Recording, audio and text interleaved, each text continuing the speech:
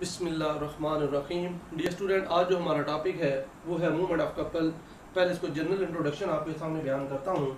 अब बेटा जी, ये एक लेट्स सपोज एक स्टीयरिंग ऑफ कार है। इसके दो एंड है, एक एंड को मैं ए का नाम दे देता हूँ, इसको मैं बी का नाम दे देता हूँ।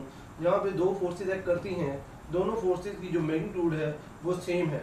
लेट्स सपोज ये 50 न्यूटन है तो ये भी क्या है 50 न्यूटन है।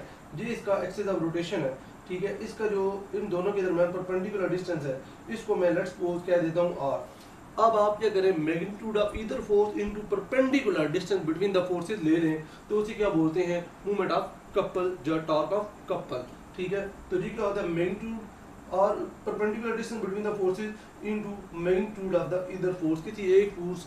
किसी एक फोर्स की मैग्नीट्यूड ले लें और उन दोनों फोर्सेस के दरमियान जो परपेंडिकुलर डिस्टेंस है उसको ले लें, प्रोडक्ट ले लें, magnitude of either force into perpendicular distance between the forces, उसको क्या बोलते हैं, मूवमेंट ऑफ कपल। अब उसकी थोड़ी सी बुक के पॉइंट ऑफ व्यू से हम डेफिनेशन करने जा रहे हैं। उसमें क्या लिखा हुआ है, कहता है कपल इज डिफाइन है two parallel forces that have same magnitude but opposite in direction and are separated by a perpendicular distance। अब देखिए बेटा, यहाँ पे दो फोर्सेज हैं, ठीक है। एक फोर्स है, ये फोर्स है एफ बी, जो पॉइंट बी पे एक्ट कर रही है, ये फोर्स है एफ ए जो कि पॉइंट ए पे एक्ट कर रही है।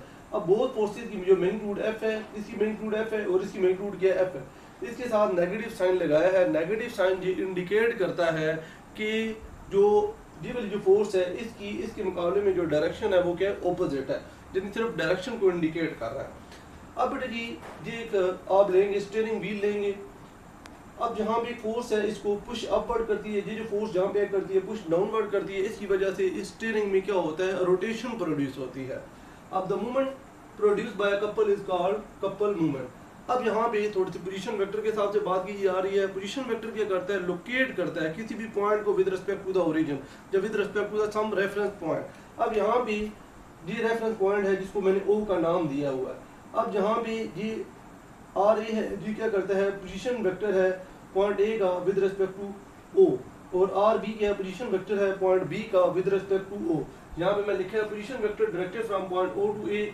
ये जो डायरेक्टेड है आर ए क्या डायरेक्टेड है फ्रॉम ओ टू ए, और आर बी क्या डायरेक्टेड है फ्रॉम ओ टू बी। अब आपको मैंने टार की जो डेफिनेशन बढ़ाई थी, टार की जो डेफिनेशन है उसके बारे में हमने जो बात की थी, टार के बारे में आपको सिंपल जो डेफिनेशन आपको बताई गई थी, तो एक तो टर्निंग इफेक्ट इज कॉल्ड टार। दूसरा जो था the cross product of position vector. जो टार की जो डेफिनेशन थी वो क्या थी, टार की पोजीशन वेक्टर इनटू फोर्स। अब ये क्रॉस प्रोडक्ट आपने लिया। अब यहाँ पे हम क्या करने जा रहे हैं, एक इसका टार्क निकालने जा रहे हैं और इसका टार्क निकालने जा रहे हैं। यहाँ पे जो टार्क आएगा वो क्या आएगा, क्रॉस प्रोडक्ट का पोजीशन वेक्टर के r a into force f a. यहाँ पे जो क्रॉस प्रोडक्ट आएगा पोजीशन वेक्टर के r b into force f b. ये देखें r a into f a plus r b into f b. अब एफ ए जो है that is equal to the minus f. F a क्या है, equal to the minus f. इसकी जगह पे मैंने क्या किया, यहाँ पे जो मैं वैल्यू पुट कर दी माइनस एफ, जी आर बी इंटू एफ। अब एफ और f both are equal in magnitude but opposite in direction. अब जो नेगेटिव साइन है ये डायरेक्शन को इंडिकेट कर रहा है। किसको इंडिकेट कर रहा है, डायरेक्शन को इंडिकेट कर रहा है। अब इसमें से इस फोर्स में ये दोनों फोर्सेज मैंने क्या ले ली, कॉमन ले ली, तो जी क्या आ गया माइनस आर है, जी क्या प्लस आर बी। प्लस को पहले मैंने लिख दिया आर बी माइनस आर है। अब R B minus R A की जगह पे मैंने क्या लिख दिया, पोजीशन वेक्टर क्या लिख दिया, आर लिख दिया, जिनके दरमियान जो पोजीशन वेक्टर है वो क्या आर है, जो कि परपेंडिकुलर डिस्टेंस है बिटवीन ए एंड बी, या between the these two forces, ठीक है। अब इसको टार की जगह पे आर क्रॉस एफ लिख दिया। This resultant indicate that couple movement is a free vector. अब couple movement is a free vector क्या होता है, ये वो होता है जिसकी ना ही कोई खास पॉइंट होता है ना ही खास पोजीशन होती है। इसको क्या करते हैं, फ्रीली मूव करवा सकते हैं। फॉर एग्जांपल कि अगर जिस फोर्सेज आप जहाँ भी एक्ट करें, ठीक है, तब भी इसका जो टर्निंग इफेक्ट होगा वो सेम रहेगा। यहाँ पे मैंने बात लिखी है, a couple is a free vector, it can move anywhere on the body and have same external effect on a body.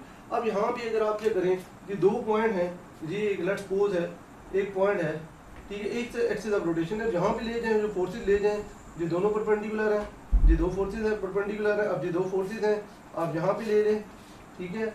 अब इनके दरमियान जो एक तो एक्सिस ऑफ रोटेशन में से जो पास होना, अब जो इसका बेसिकली जो डायामीटर है, ये परपेंडिकुलर डिस्टेंस है, ये क्या रहता है, फिक्स रहता है। तो इसमें जो टर्निंग इफेक्ट है, जो एक्सटर्नल इफेक्ट है, वो क्या रहता है, सेम रहता है जी, बात लिखी है, ठीक है। A couple is a free vector, it can move anywhere on a body and have same external effect on a body. यानी किसी भी जगह पे आप फोर्सेस लगाएं तो जो एक्सटर्नल इफेक्ट है वो क्या रहता है, सेम रहता है। यही हमारा जो टॉपिक है that is the movement of couple. उम्मीद है कि आपको जो टॉपिक समझ आ गया होगा। अल्लाह हाफिज़।